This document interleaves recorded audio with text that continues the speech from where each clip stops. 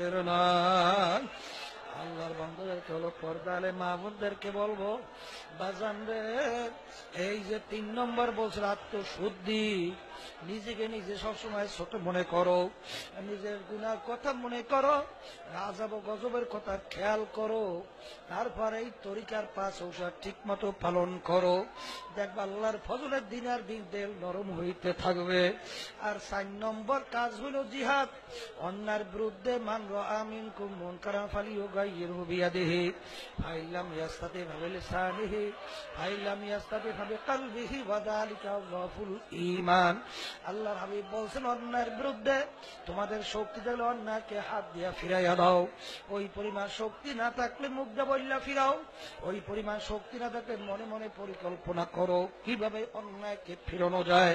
শেষের অবস্থানকে আল্লাহর হাবিব বলছেন আল্লাহু আকবার, আল্লাহু আকবার। এই শেষ অবস্থা ইমানের দুর্বল অবস্থা। ও বাংলাদেশে 92 জনের মতো মুসলমান, বাজান আমরু বিল মারুফ নাহি আনিল মুনকার, সৎ কাজের আদেশ অসৎ কাজের নিষেধ। বাজান ভালো করে যাই না রাখো।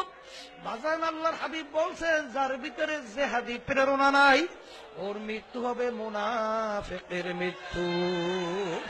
আর মুনাফিকের ব্যাপারে আছে ফি দারকিল আসফালে মিনান নার, ওর জায়গা হবে জাহান্নামের একেবারে শেষ তবকা। এই যে আমার বাজানদেরকে বলবো, পর্দা আলে মা বোনদেরকে বলবো, বাজান আজকে বাংলাদেশে এত উলামায়ে কেরাম, এত কলেমা গো মুসলমান দিনদার তালেবে ইলম থাকার পরেও আজকে বাংলাদেশের ভিতরে বাজান কোরআনুল কারীমকে লাল বই বলে টিটকারি মাইরা ডাস্টবিনে ফেলাইয়া দেওয়ার হুমকি দেওয়া হয়। আজকে বাজান শিক্ষানীতি শিক্ষা আইনের মাধ্যমে বাজান মুসলমানের শিক্ষা চিরতরে মিটাবার চেষ্টা চলছে। আজকে বাজান বাংলাদেশের ভিতরে আর সর্বোচ্চ আদালতের সামনে এক মহিলার মূর্তি গিরিশ দেবী, সেই মূর্তি সেখানে আল্লাহু আকবার এই মূর্তি ওখানে স্থাপন করা হয়েছে। আজকে বাংলাদেশে এত মুসলমান থাকার পরেও আজকে মুসলমানদের সর্বোচ্চ আদালত বাংলাদেশের বাজান আজকে বাংলাদেশের সর্বোচ্চ আদালতের সামনে ওই গিরিশ দেবীর মূর্তি থাকবে, আর তুমি শক্তি অবস্থায় তার বিরুদ্ধে অবস্থান তৈরি করবে না। এটা কিন্তু ইমানের চাহিদা না, দাবি না।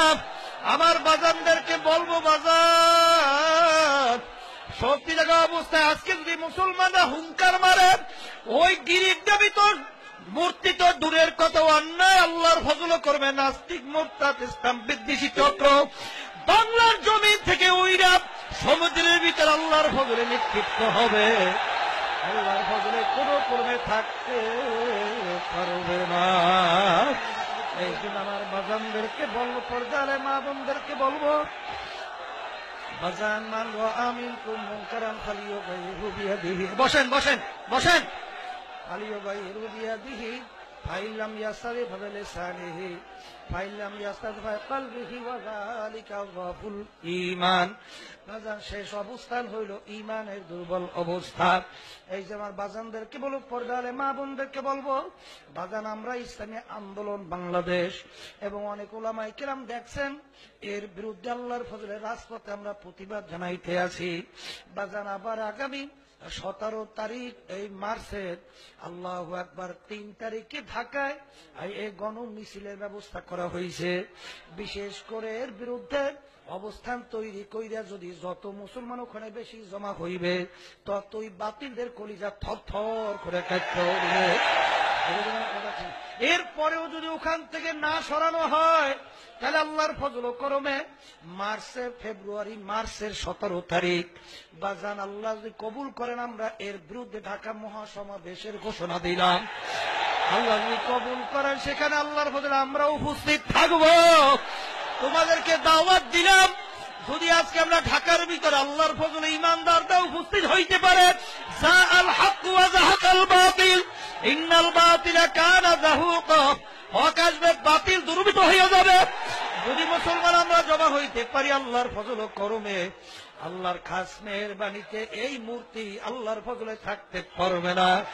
এই জন্য ওখানে যাওয়ার জন্য কে কে রাজি আছেন? আল্লাহু আকবার, নারায়ে তাকবীর। আল্লাহ আপনি কবুল করে নেন, আল্লাহ আপনি কবুল করে নেন, আল্লাহ আপনি কবুল করে নেন। ইসলামের পক্ষে আমাদেরকে থাকার তৌফিক দান করেন। আল্লাহ, সবাই বসেন বসেন।